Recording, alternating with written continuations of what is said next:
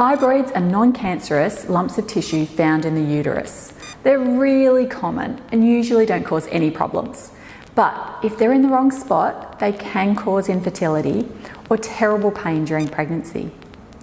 What you eat can have an impact on them. So in today's episode of Nourish, I'm going to tell you what to eat for fibroids and what to avoid. Stay tuned.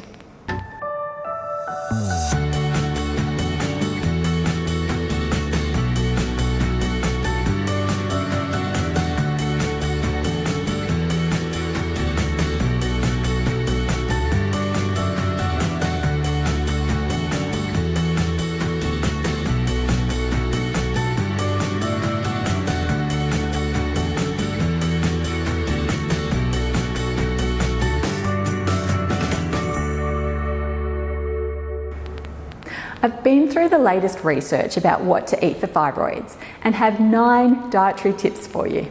Let's get started. Number 1, avoid alcohol intake. Women who drink alcohol seem to be more likely to have fibroids than those who don't. This is believed to be because women who drink alcohol tend to produce excess estrogen hormones. Number 2, don't drink any more than 3 cups of coffee a day. High intakes of caffeine, over 500 milligrams per day, have also been found to impact hormone levels, which may cause fibroid production. Thirdly, eat plenty of fruits and vegetables. Studies show that fruit and veg are one of the best foods to eat when it comes to reducing the risk of fibroids. Current studies seem to suggest that you need at least 2 servings per day of fruit and 4 servings per day of veg.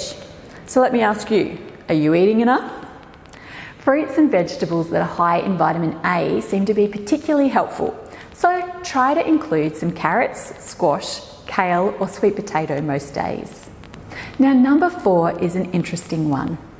Studies suggest that a higher intake of dairy foods is protective against uterine fibroids.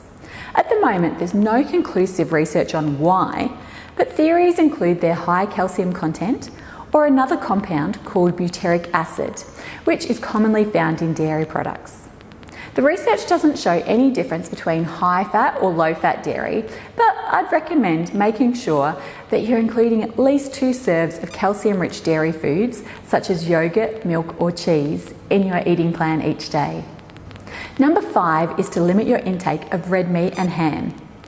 Studies suggest that women who consume more of these foods are more likely to develop fibroids, so I'd recommend limiting red meat to no more than 3 times per week and limiting your ham intake to once every few weeks. When you do have red meat, ensure that it's a nice lean cut. Instead, swap red meat and ham for fish, eggs and nuts, which are protective against fibroids. Which leads me to tip number 6. Boost your intake of healthy fats. Healthy monounsaturated and polyunsaturated fats found in foods like fish and nuts appear to be protective against uterine fibroids, whereas saturated fats found in takeaway foods and biscuits seem to increase the risk. This also explains why red meat and ham are problematic, because they can be really high in bad saturated fats. So aim to include fish in your diet 3 times each week, use a good quality extra virgin olive oil, and include a handful of nuts each day. Tip number 7 is to avoid food additives.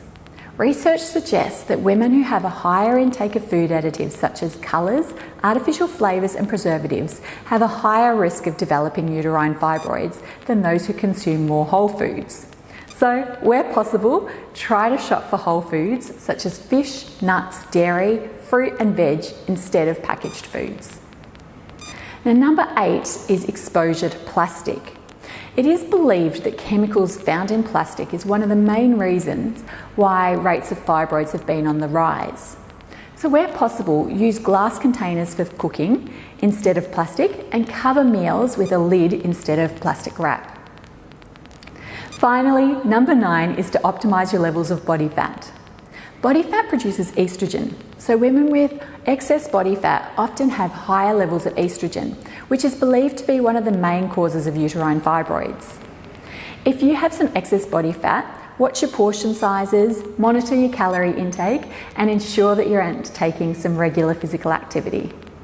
Now, Let me ask you, which of these 9 changes are you going to work on first? Let me know in the comment section below, and if you haven't already done so, make sure that you subscribe so that you receive my dietary tips each week. I look forward to seeing you in my next video. I'm not going to be able to get all of you. Can you get low enough to get my jeans?